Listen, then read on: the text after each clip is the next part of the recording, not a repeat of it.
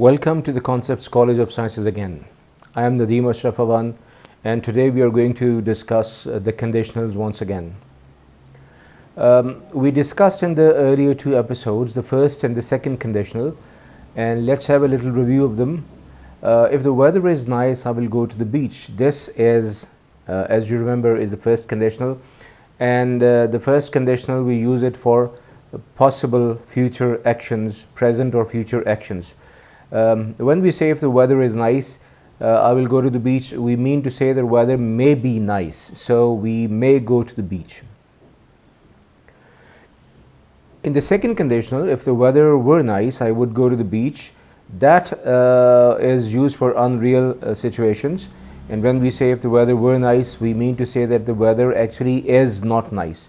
The reality is the weather is not nice. So we're just imagining if it were nice, I would go to the beach and so on. Now contrast it with the third conditional.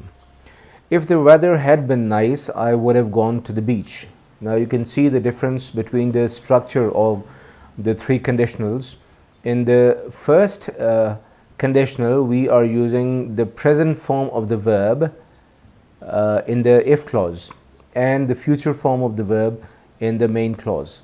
In the second conditional, we use the past form of the verb in the if clause and would plus infinitive or the first form of the verb in the main clause. In the third conditional, however, we use the past perfect form of the verb in the if clause. If the weather had been nice, so this is the past perfect form. And in the main clause, we use I would have gone to the beach, would have plus the past participle or the third form of the verb. This is the structure of the third conditional. What is the meaning of that? If the weather had been nice means, but the weather was not nice, so I did not go to the beach. As is clear from the meaning of the sentence, this particular conditional refers back to the past. So we call it the unreal past conditional as well. This conditional, the third conditional, is used for unreal past situations or for something that did not happen in the past. An example again, if I had studied hard, I would have passed the examination. So the sentence means, but I did not study hard, that is why I did not pass the examination. If he had been more careful, he wouldn't have fallen. Now that means he was not more careful, so he fell. If he hadn't helped me, I would have failed means that he did not help me. It means he did help me, that's why I did not fail. Instead of would have, we can use could have or might have in the main clause as well. Look at these examples. If you had taken the examination, you might have passed. I could have repaired the car if I had the right tools. In this sentence, we have changed the order of the clauses, and the conditional clause is used at the end of the sentence. That can be done in all the sentences, definitely. So I could have repaired the car if I had the right tools, but I didn't have the right tools. That's why I could not repair the car. Let's have some more examples. If he had set his alarm clock, he wouldn't have overslept. Now what does that mean?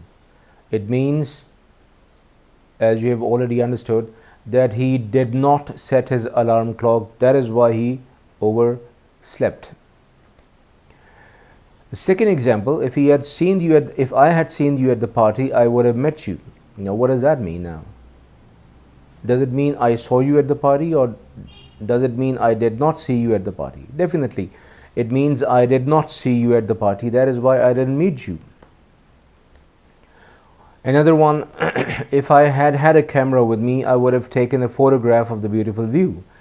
Now this again means that if I had some people are confused because of the use of double had. Now the first had is the helping verb and the second had is the main verb of the sentence, and that makes it the past perfect. If I had had a camera means, but I did not have a camera, so I could not take a photograph. Now let us see the difference between type 2 and type 3 conditionals. Now look at this sentence. If you plan things properly, you wouldn't get into a mess. This is obviously the second conditional. You can see that the verb in the if clause is in the past tense. If you plan things properly. Now what is the meaning of that? This sentence means that you do not plan things properly. When you say if you planned things properly, you want to say but you do not plan things properly. That is why you're always into a mess. Now contrast it with the type 3 conditional. If you had planned things properly, you wouldn't have got into a mess. That sentence means that you did not plan things properly. That is why you got into a mess. So that is the difference between the meanings of the type 2 and the type 3 conditionals. Now let's have a last look at all the three conditionals. If you get up early, you will reach in time. The first conditional, if you get up early, you will reach in time, means that the possibility of your getting up early is there, and so you may reach in time if you do that. Now this is the second conditional. If you got up early, you would reach in time, and that means but you do not get early. That is why you do not reach in time. The third conditional, however, is if you had got up early, you would have reached in time, and that means that you did not get up early. That is why you did not reach in time. So these were the three conditionals. Hope you understood them properly. Thank you very much.